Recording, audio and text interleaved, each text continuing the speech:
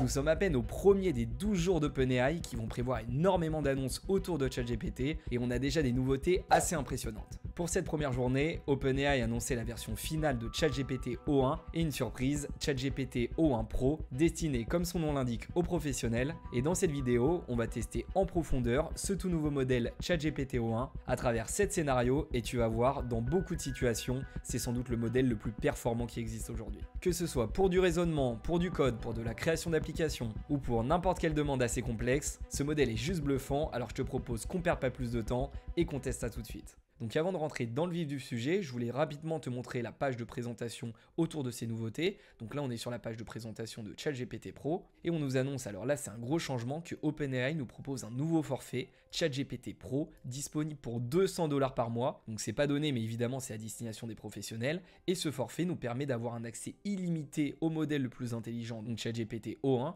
ainsi évidemment qu'il y a O1 mini, GPT-4o, le mode vocal avancé de manière toujours illimitée, mais également ce tout nouveau modèle donc O1 Pro, une version d'O1 qui utilise encore plus de puissance pour réfléchir justement à tous les problèmes complexes. ChatGPT Pro est à destination des chercheurs, donc évidemment pour 99% des utilisateurs ça sera pas pertinent, et évidemment la version ChatGPT Plus suffira très largement. On va regarder, on a des nouveautés d'ailleurs dans l'abonnement ChatGPT Plus. Si on regarde juste ici un petit peu plus bas, donc là on avait le modèle qui était disponible jusqu'à présent, donc O1 Preview, qui était déjà super performant par rapport à GPT-4o, notamment pour les raisonnements complexes, pour les mathématiques, et là du coup on a un nouveau benchmark. Si on compare O1 Preview par rapport à O1, donc ça qui est disponible pour les abonnements ChatGPT Plus, on se rend compte que sur les mathématiques, on était à 50 points sur la partie O1 Preview et on monte à 78 sur le modèle O1.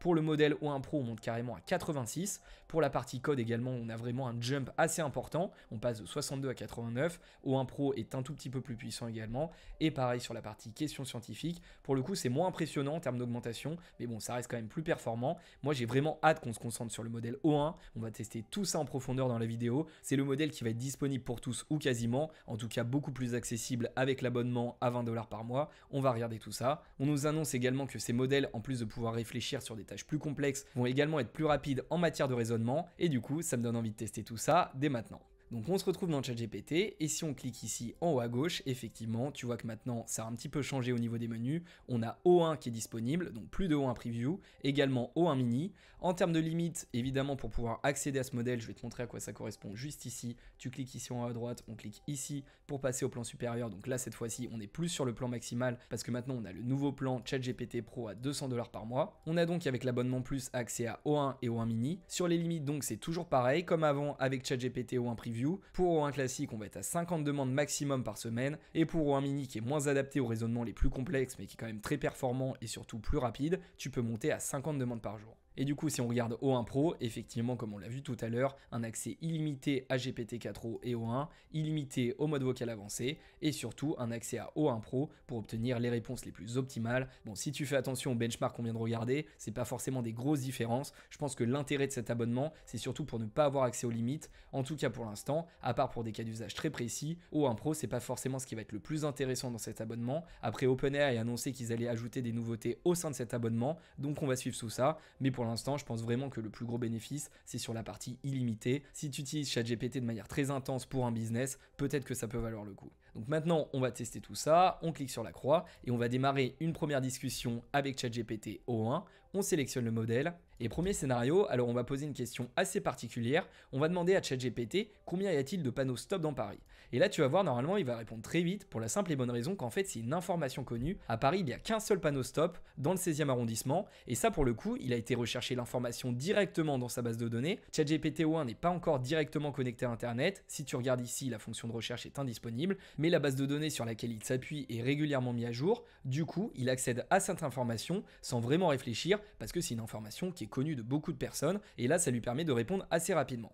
Si on regarde ici, donc on n'a pas Internet. Et là, tu te rends compte que maintenant, on peut joindre des fichiers. C'est une grosse nouveauté autour de ChatGPT O1 et aussi ce qu'il distingue de O1 Preview. Mais t'inquiète pas, on verra ça tout à l'heure, beaucoup plus en détail. Donc là, on n'a pas vraiment fait appel au raisonnement de ChatGPT O1. Du coup, on va rouvrir une nouvelle fenêtre et tu vas voir, on va lui poser une nouvelle question qui va nous permettre de tester un petit peu plus plus ce qu'il a sous le capot. Donc cette fois-ci, on va lui poser une autre question, et une question dont la réponse n'est pas connue de tous, et là qui va le pousser à utiliser un raisonnement, contrairement au panneau stop, même si on aurait pu se dire, il aurait pu calculer, etc. Il aurait pu se dire, il y a combien de rues dans Paris, combien de panneaux stop en moyenne, etc. Mais là, il a su que c'était une information connue, ce qui l'a pas poussé à raisonner. Là, il va devoir raisonner, et on va lui dire, si tous les habitants de Marseille ouvraient leur robinet en même temps, combien de piscines olympiques pourraient-ils remplir en une minute ? On lance la demande, et là on va voir par rapport à ChatGPT ou un preview, je sais pas si tu te rappelles dans les précédentes vidéos, globalement c'était très efficace mais ça mettait beaucoup de temps.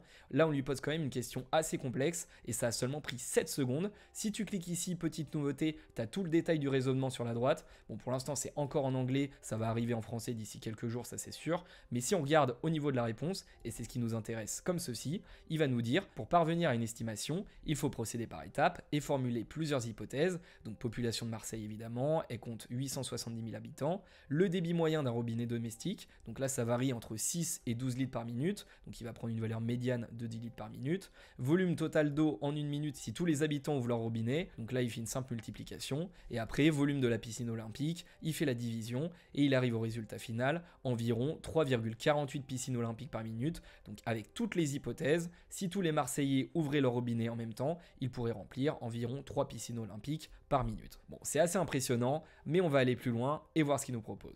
Donc je vais rouvrir une nouvelle fenêtre, et là tu vas voir, on va lui poser une question beaucoup plus complexe, et c'est aussi un des changements de GPT-o1 par rapport à en preview, c'est que si tu lui poses des questions avec des raisonnements modérés, il va être beaucoup plus rapide qu'avant, en plus d'être plus efficace. Mais par contre si tu lui poses des questions très compliquées, avant il était assez rapide, mais souvent la réponse n'était pas bonne. Là il va pas hésiter à prendre beaucoup plus de temps pour être certain de te proposer le bon résultat. Avant j'avais le sentiment qu'au bout de 30, 40, 50 secondes, s'il n'avait pas la bonne réponse, il essayait d'en proposer une, quitte à ce qu'elle soit pas toujours bonne. Là pas de souci, il va prendre son temps, et là tu vas voir, on va lui poser une question assez complexe. Combien y a-t-il de lettres dans ta réponse? Donc a priori la question elle est assez courte et assez simple, mais il va devoir prendre en compte énormément d'informations, parce que en fonction de la réponse qu'il va nous proposer, il va devoir recompter les lettres. Ça nécessite d'avoir un raisonnement en plusieurs étapes, et donc au final il a mis seulement 16 secondes. Si on regarde le détail ici, il a quand même beaucoup de raisonnement avec toutes les différentes étapes. Il a essayé de faire plusieurs propositions, il a essayé de faire des réponses à 26 lettres, des réponses à 35. On va quand même vérifier. Il nous dit il y a 37 lettres dans cette réponse,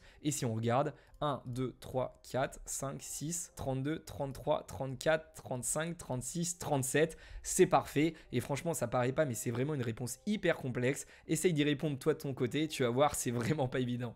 Bon, maintenant j'ai encore envie d'aller plus loin, on va ouvrir une nouvelle fenêtre de chat comme d'habitude, et on va utiliser une question plus détaillée que j'ai trouvée sur Twitter et que je trouve très intéressante, qui permet de répondre à des questions qu'on n'a pas l'habitude d'avoir.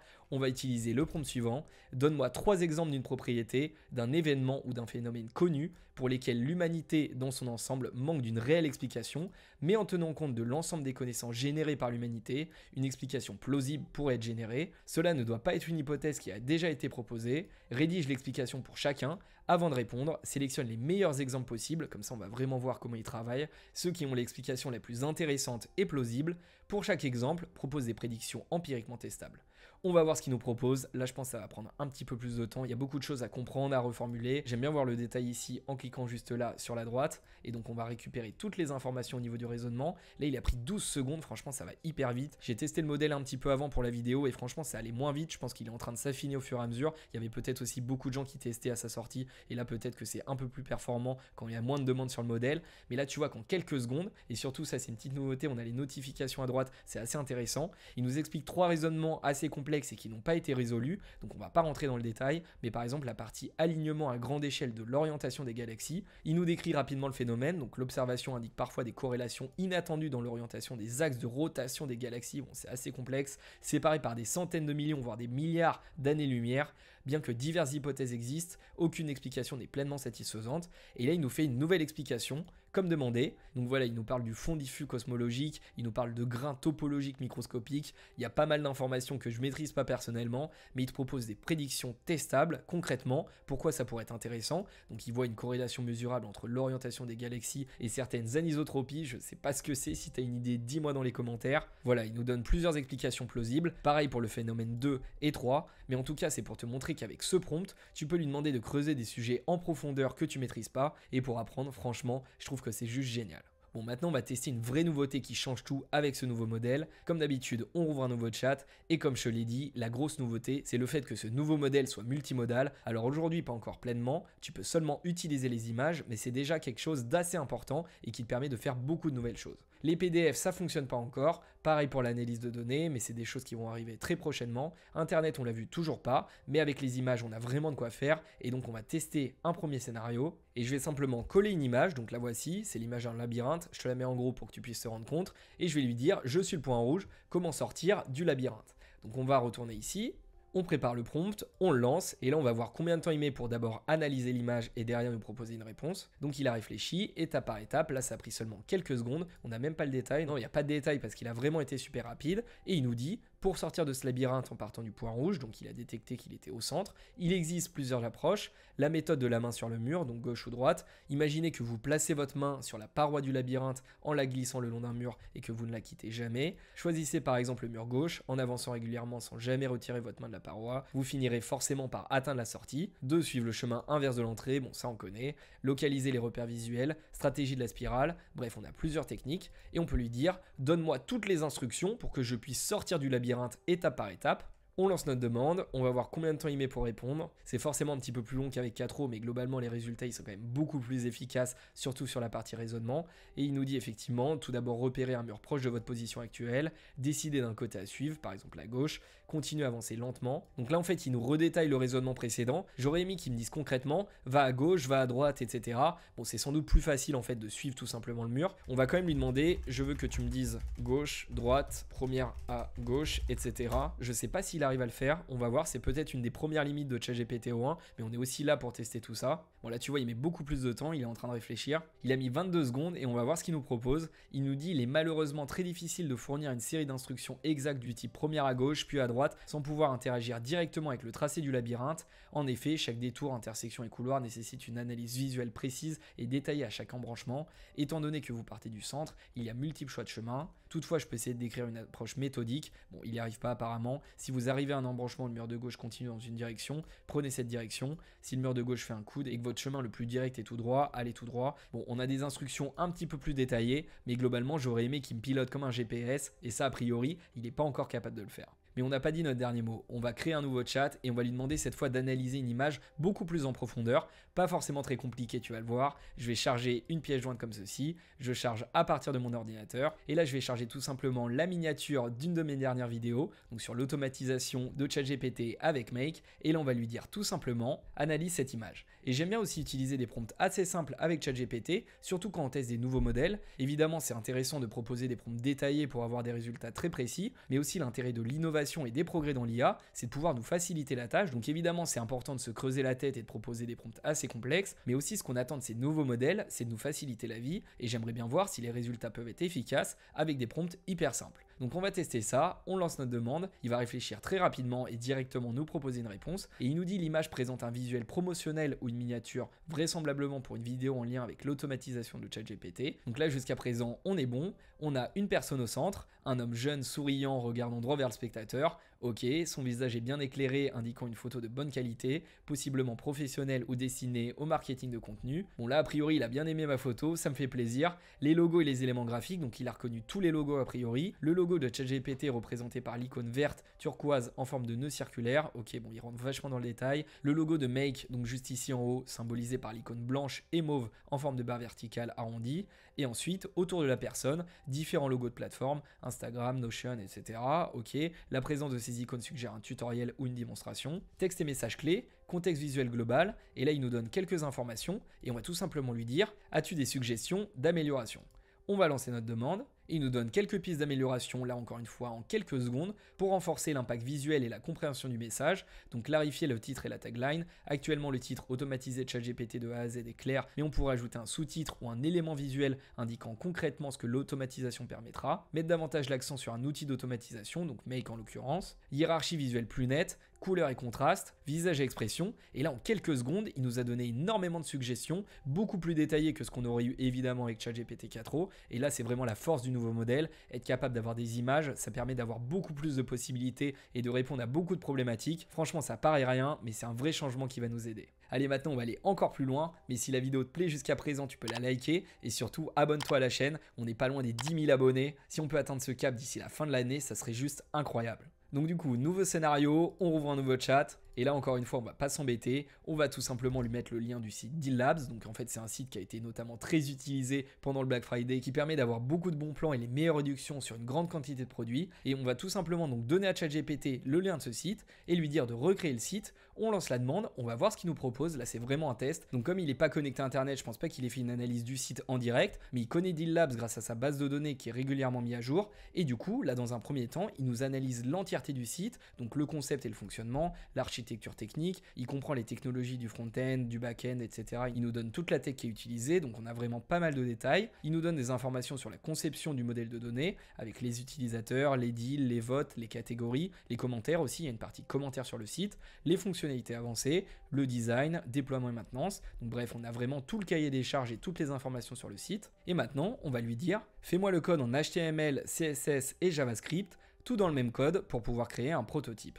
On lance la demande, on va voir ce qu'il nous propose, il réfléchit, là normalement il va mettre un petit peu plus de temps, quoique non, c'est vachement rapide en fait. Là il est en train d'écrire l'ensemble des lignes de code, on va voir ce qu'on a au total. Voilà, donc a priori c'est fini, on va cliquer ici pour copier le code, on ouvre un nouveau bloc-notes, on colle le code, on va enregistrer le fichier, deallabs.html, on enregistre, et là si je lance le fichier comme ceci, ça ouvre directement dans Chrome. Voilà, on a notre maquette, donc il nous précise bien que c'est un prototype inspiré du concept de Deal Labs, aucun contenu n'est réel, il n'y a pas de back-end, mais par contre, en quelques secondes, on n'a pas encore les images évidemment, mais tu as quand même un prototype. Tu as une barre de recherche ici, je suis pas sûr que ça fonctionne, on va quand même tester. Si je tape basket comme ceci, et ben ça fonctionne, tu as une recherche sur cet article, si tu cliques sur plus tu peux rajouter des points de score, tu peux au contraire mettre des -1 sur le deal. Au niveau des catégories, est-ce qu'on peut trier comme ça? Si j'enlève la recherche, je clique ici, bah ça a l'air de fonctionner, on a plusieurs catégories, mode, maison, jeux vidéo. Franchement, honnêtement, c'est vraiment pas abouti, on pourrait faire beaucoup plus, notamment avec Bol. Si tu veux aller plus loin sur le prototypage, c'est sans doute plus adapté, mais franchement, ChatGPT O1 pour créer des applications prototypes très rapidement avec une seule phrase, on a seulement 1000 liens, honnêtement c'est vraiment pas mal. Allez, maintenant on va recréer une application, mais cette fois-ci on va reprofiter de la partie analyse d'image. Pour ça, on va reprendre l'application Trello, donc je vais reprendre une image de Trello qui permet en fait de gérer des projets avec des cartes, et je vais tout simplement copier l'image comme ceci, et retourner dans ChatGPT, nouveau chat, on colle l'image qu'on vient de copier, et on va tout simplement dire à ChatGPT O1, code cette application pour qu'elle soit fonctionnelle, tout dans le même code, en HTML, CSS et JavaScript. Évidemment, on pourrait donner beaucoup plus de consignes. Comme d'habitude, on ne va pas s'embêter et essayer de voir ce qu'il nous propose en une seule phrase. On lance notre demande, il va récupérer toutes les informations, donc encore une fois, ça c'est une vraie nouveauté. Ce modèle très puissant est capable d'analyser les images, c'est ce qu'il vient de faire, et directement, il s'exécute. Il est en train d'écrire l'ensemble du code pour qu'on puisse avoir au moins, encore une fois, un prototype de l'application. Là, si tu regardes, tu as les commentaires au niveau du code. Donc là, c'est la partie du code pour ajouter une nouvelle carte, ajouter un nouveau projet. Quand on lâche la carte, il va se passer quelque chose. J'ai hâte de tester tout ça. Est-ce qu'on est bon? Bah voilà, le code il est déjà prêt. On va le copier. On va faire la même chose que tout à l'heure en copiant dans le bloc-notes. On enregistre le fichier, tac, on est bon, et on va lancer le fichier trello.html. On arrive dans Google Chrome et on a directement notre application. Bon, évidemment, c'est pas aussi joli que l'image qu'on a envoyée, mais on va quand même pouvoir tester. Encore une fois, on a mis seulement une phrase, un seul prompt. Est-ce que le drag and drop fonctionne? Bah, c'est ça que je voulais tester. Déjà, ça, franchement, honnêtement, c'est pas mal. Est-ce qu'on peut modifier une tâche? J'ai pas l'impression. Si on clique ici en haut à droite sur ajouter une liste, on a une nouvelle catégorie. Si tu cliques ici, tu peux ajouter une carte. Donc, on va mettre sport par exemple. On clique sur ajouter. Voilà, on a notre nouvelle carte comme ça. On peut la passer d'une liste à une autre. On va demander quand même une modification ou deux pour voir s'il est capable de nous la proposer. Je vais lui dire donc améliore le design et rend les cartes cliquables pour ajouter des précisions sur chaque tâche. Je veux aussi pouvoir mettre un tag urgent. Là encore une fois, volontairement, j'essaye de pas être très précis. On va voir s'il s'en sort. Il est en train de réécrire tout le code. On attend quelques secondes. Là, j'ai l'impression que c'est quand même un petit peu plus long. Forcément, on a demandé pas mal de modifications. Il est en train de les ajouter. Ça y est, l'application est prête. On copie le code. On retrouve le bloc-notes. On remplace. On enregistre. Et si on lance le fichier, on clique comme ceci. Bon, là, du coup, on a beaucoup plus de place. Le drag and drop fonctionne toujours. C'est parfait. Est-ce qu'on peut cliquer sur la tâche? Ça fonctionne. Bon, c'est pas hyper esthétique, mais globalement, il a répondu à la demande. On peut ajouter une description. On va mettre première tâche comme ceci. On peut marquer la tâche comme urgent, comme demandé. on enregistre et quand on met le tag urgent, effectivement, on a une petite couleur rouge. C'est vraiment nickel, hein, franchement, en quelques secondes, quelques phrases, très efficace, hein, ChatGPT O1. Franchement, autant l'abonnement pro, je suis pas sûr que ça te serve, mais ChatGPT Plus, avec tout ce que ça peut faire et ce nouveau modèle qui est multimodal et qui va l'être de plus en plus, je trouve que ça peut vraiment t'aider énormément dans ton quotidien. D'ailleurs, sur tous ces sujets de création d'applications et d'une manière générale d'optimisation de ton utilisation de ChatGPT pour être beaucoup plus efficace et gagner du temps tous les jours dans tes tâches perso ou pro, mon programme ultime ChatGPT de 0 à pro peut vraiment t'aider, que ce soit à travers plus de 40 vidéos qui sont constamment mises à jour, tu peux suivre tout ça pas à pas à ton rythme, ou alors en posant directement toutes tes questions. C'est sans doute le meilleur moyen si tu veux progresser et devenir un crack de l'IA et de ChatGPT pour les prochains mois et les prochaines années. Alors si tout ça t'intéresse, une seule chose à faire, je te donne rendez-vous sur le lien dans la description. Allez, dernier scénario, sans doute le plus complexe, on va demander à ChatGPT O1 de nous créer tout simplement un jeu vidéo. Bon, ça va rester quelque chose d'assez simple, mais on va voir ce qu'il peut nous proposer, comme d'habitude, avec un prompt très simple. Et cette fois-ci, on va lui dire, créer un jeu de plateforme fonctionnel en Python et Pygame qui soit abouti avec un système de points et un design esthétique. J'ai aucune idée du jeu, mais on va tester, on va voir ce qu'il nous propose. Au niveau du raisonnement, c'était super rapide, et là il est en train de dérouler le code. C'est marrant, tu vois qu'il est en train de travailler sur la collecte de pièces, les collisions avec les plateformes, on va voir ce qu'on a à la fin. Et d'ailleurs, tu vois qu'on est en train de se rapprocher des limites avec ChatGPT O1, il nous reste 25 réponses pour une semaine, ça reste quand même assez limité, hein. C'est pas un modèle que tu dois utiliser à fond comme je suis en train de le faire, là c'est pour te montrer. Et évidemment, si tu as besoin d'avoir un modèle assez avancé, ChatGPT O1 mini peut largement suffire, et là pour le coup tu as beaucoup moins de limites, tu es à 50 par jour, mais on va voir ce qu'il nous propose sur le meilleur modèle. En fait c'est déjà prêt, on va copier le code, et là pour le coup c'est du Python, donc on va devoir utiliser un éditeur de code, mais pas de panique, c'est assez simple. Du coup je vais utiliser Cursor qui embarque de l'IA et qui est très pratique, mais tu peux aussi utiliser Visual Studio Code, bref peu importe. On va créer un nouveau dossier, voilà c'est fait, on va cliquer ici sur New Text, on va coller notre code, on va demander à Cursor comment lancer le jeu, on lance notre demande, il est en train de nous expliquer les différentes étapes, on va lancer la commande, je sais pas ce qu'il faut faire exactement mais il est en train de travailler pour moi, je lui fais confiance, et voilà c'est parfait, le jeu est déjà lancé, franchement ça a pris quelques secondes, et on va voir si ça fonctionne. Donc les flèches déjà on est bon, si je clique c'est sur espace donc effectivement on peut sauter, et je vais essayer de récupérer les pièces comme ceci, tac, parfait, la première pièce. Au niveau du... ouais, c'est pas hyper fonctionnel. Tac, on est bien, parfait. Ouais, le jeu, il est pas hyper actif, il y a des choses à optimiser. Mais bon, honnêtement, hein, franchement, en un seul prompt, t'as vu ce qu'on est capable de faire? Cursor nous a un peu aidé parce qu'on n'est pas expert en développement. Mais franchement, si on retourne sur ChatGPT et que je reprends le prompt, on lui a seulement demandé créer un jeu de plateforme fonctionnel en Python et Pygame qui soit abouti avec un système de points et un design esthétique. En 2 lignes à peine, on a un jeu qui fonctionne. Pas incroyable, certes, on va pas le vendre des milliers et des cents, mais franchement, tu te rends compte à quel point ce modèle est quand même super abouti. Voilà, en tout cas, j'ai voulu te montrer une multitude de scénarios dans l'utilisation de ce nouveau modèle ChatGPT O1. Si tu veux que je fasse des vidéos pour toutes les nouveautés des 12 jours d'OpenAI, dis-moi dans les commentaires, ça me permettra de savoir s'il y a de la demande pour ce type de contenu. Et si la création d'applications comme on vient de le faire t'intéresse, je t'invite à aller regarder ces 2 vidéos où on utilise Bolt et Lovable, qui sont 2 nouvelles IA hyper puissantes et qui devraient t'intéresser.